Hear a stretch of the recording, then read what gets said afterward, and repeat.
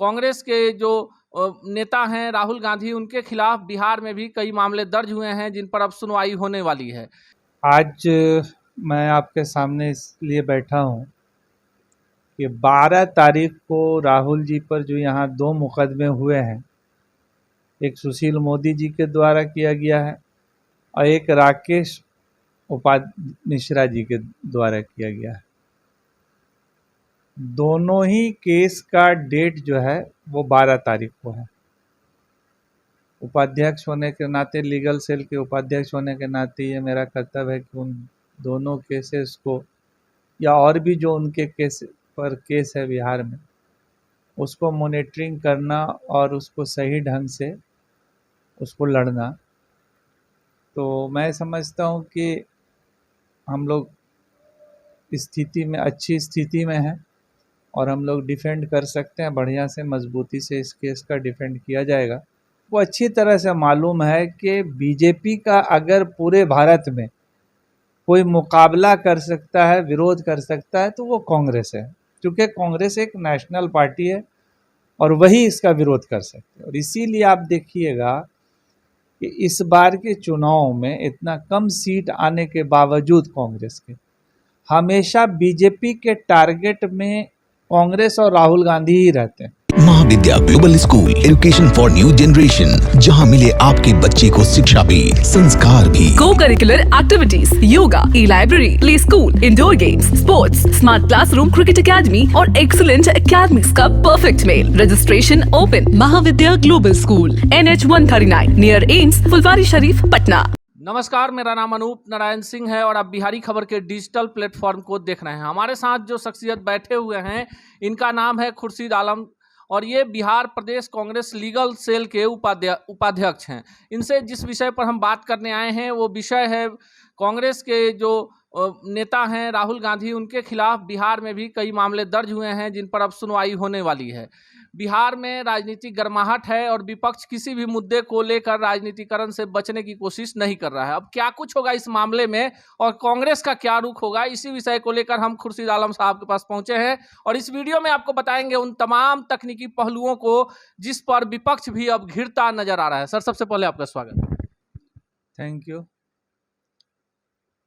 आज मैं आपके सामने इसलिए बैठा हूँ कि 12 तारीख को राहुल जी पर जो यहाँ 2 मुकदमे हुए हैं, एक सुशील मोदी जी के द्वारा किया गया है और एक राकेश मिश्रा जी के द्वारा किया गया है। दोनों ही केस का डेट जो है वो 12 तारीख को है। उपाध्यक्ष होने के नाते, लीगल सेल के उपाध्यक्ष होने के नाते ये मेरा कर्तव्य है कि उन दोनों केसेस को, या और भी जो उनके केस है बिहार में, उसको मॉनिटरिंग करना और उसको सही ढंग से उसको लड़ना। तो मैं समझता हूँ कि हम लोग स्थिति में, अच्छी स्थिति में हैं और हम लोग डिफेंड कर सकते हैं। बढ़िया से, मजबूती से इस केस का डिफेंड किया जाएगा और 12 तारीख को इसका डेट है, तो उसको हम मॉनिटर करेंगे और जो भी लीगल असिस्टेंस का ज़रूरत होगा वो मैं अपने पार्टी के नेता राहुल जी के लिए हम हमेशा तैयार हैं। इसमें कोई दिक्कत नहीं है। सबसे अहम सवाल है, देश में इससे पहले भी हेट स्पीच के बहुत सारे मामले हुए हैं। राजनेता जो हैं चुनावी सभाओं में अपने विरोधियों के लिए बहुत कुछ बोलते हैं। फिर राहुल गांधी पर जिस तरह पूरे देश में कार्रवाई हो रही है, उनकी संसद की सदस्यता खत्म हो गई है, इसको एक कानूनविद होने के नाते आप किस रूप में लेते हैं? देखिए, हम इसको इस रूप में देखते हैं कि अभी जो राहुल गांधी के प्रति जो बीजेपी सरकार, खास करके मोदी जी का जो रवैया है, वो रवैया ये है कि उनको अच्छी तरह से मालूम है कि बीजेपी का अगर पूरे भारत में कोई मुकाबला कर सकता है, विरोध कर सकता है, तो वो कांग्रेस है, क्योंकि कांग्रेस एक नेशनल पार्टी है और वही इसका विरोध कर सकते हैं। और इसीलिए आप देखिएगा कि इस बार के चुनाव में इतना कम सीट आने के बावजूद कांग्रेस के, हमेशा बीजेपी के टारगेट में कांग्रेस और राहुल गांधी ही रहते हैं। इसका मेन मकसद, कारण यह है कि उनको पता है कि हमको अगर कोई रिप्लेस कर सकता, हमारा कोई मुकाबला कर सकता, तो वो रीजनल पार्टीज नहीं कर सकती, वो कांग्रेस ही कर सकती है। और जिस तरह से राहुल गांधी बीजेपी के और ख़ास करके मोदी जी को का पर्दाफाश करने का काम किया है, अडानी के साथ जो उनके संबंध है, 20,000 करोड़ रुपया, उनका बार बार सवाल हो रहा है कि ये 20,000 करोड़ रुपया जो ब्लैक मनी था वो किसका है, जो उसके इस कंपनी में। और अब तो और नई नई बातें आ रही हैं कि उसके कंपनी में चाइनीज़ कंपनी उसका जो है मालिक है। तो ये देश के लिए बहुत बड़ा ख़तरा है। तो इसीलिए ये टारगेटेड है और ये सारा प्रायोजित है कि इनको खास, आज तक ऐसा नहीं हुआ हेट स्पीच के मामले में या इस तरह के मामले में डांट डपट के या कुछ फाइन वाइन करके छोड़ दिया जाता था या माफ़ी मांगने पर छोड़ दिया जाता। मैक्सिमम जो सज़ा है वो देने का काम ऐसा कभी नहीं, लेकिन जानबूझ के इसमें किया गया। चूँकि सेक्शन 8 में 814 में पीपुल्स रिप्रेजेंटेटिव एक्ट में के मुताबिक 2 साल का अगर सज़ा हो जाता है तो आपका सदस्यता चला जाएगा। इसलिए जानबूझ के ये सदस्यता चली जाए इनकी, और पार्लियामेंट में ये आवाज़ नहीं उठानी। इसलिए चूँकि पार्लियामेंट में जो भी बोला जाता है, आप देखो होगा राहुल गांधी पहले जो बोले उसको पार्लियामेंट से डिलीट कर दिया गया, वो हमेशा के लिए रिकॉर्ड रह जाता है। कोई भी रिसर्चर, कोई भी विदेश का आदमी, बाहर का आदमी, देश का आदमी वहाँ का रिकॉर्ड जाके देखना चाहे तो किस टाइम में कौन नेता पार्लियामेंट में क्या बात बोला वहाँ दर्ज रहता है। इसलिए बार बार वो उनके बात को हटा नहीं सकते थे, इसलिए उन्हीं को हटा दो, यही उनका मकसद अच्छा, है। एक बड़ा सवाल है कि जिस तरह से इस बार केंद्र सरकार अपने विरोधियों के खिलाफ सीबीआई और ईडी का इस्तेमाल कर रही है, कानून में बहुत सारे प्रावधान होंगे, लोगों को जानकारियां नहीं होंगी।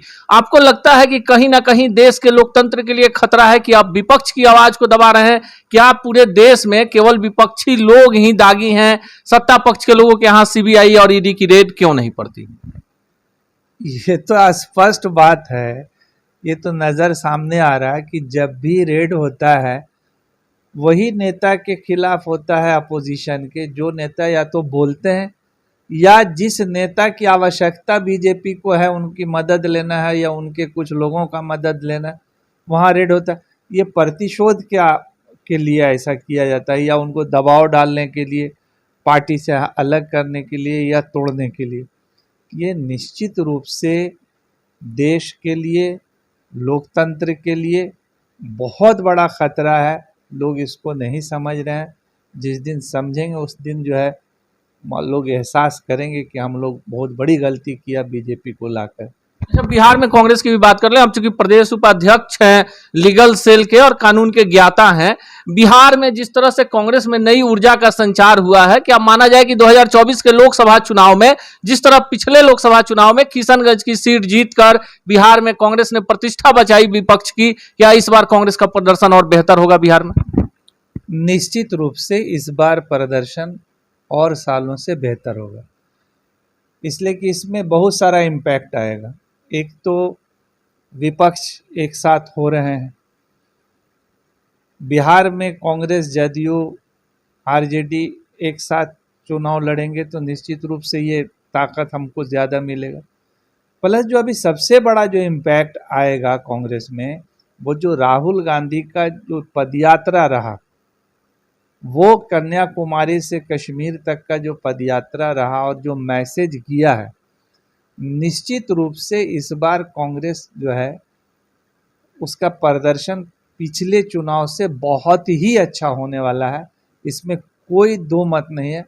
और हमारा जो स्टेट लीडरशिप है, अखिलेश जी का जो टीम है, जो काम जिस तरह से लोग कर रहे हैं, थोड़ा सा और कोऑर्डिनेट करके अगर काम शुरू करेंगे और हर जितने भी हम लोगों के सेल्स हैं, चाहे महिला सेल हो, माइनॉरिटी सेल हो, इन लोगों को अगर ठीक ढंग से उनका काम अगर आवंटित किया जाता है और उनको मॉनिटर किया जाता है तो निश्चित रूप से इस बार प्रदर्शन अच्छा होगा। यह है खुर्शीद आलम साहब और इनका साफ मानना है कि राहुल गांधी को लेकर जिस तरह से बिहार में मुकदमे दर्ज किए गए हैं, उन मुकदमों में कांग्रेस अपने तरफ से पूरी जोर आजमाइश लगाकर और मामले का पर्दाफाश करेगी। राजनीति में शुचिता सबके लिए जरूरी है, पर जिस तरह से सत्ता पक्ष के द्वारा विपक्ष की आवाज को दबाने के लिए पूरे देश स्तर पर अभियान चलाया जा रहा है, यह देश की जनता की अदालत में भी मामला है और इसका एक बड़ा परिणाम 2024 के लोकसभा चुनाव में भी देखना दिगर होगा। अब यह देखना दिगर है कि बिहार में जिस तरह से कांग्रेस में नई ऊर्जा का संचार हुआ और कांग्रेसी एकजुट होकर बीजेपी और मोदी के हर एक सवालों के जवाब देने के लिए एकजुट हुए हैं, इसका क्या परिणाम होता है। लेकिन एक बात तो साफ है कि जितना आसान लड़ाई बिहार का नजर आ रहा था, अब वो लड़ाई भाजपा के लिए ही कठिन होता जा रहा है।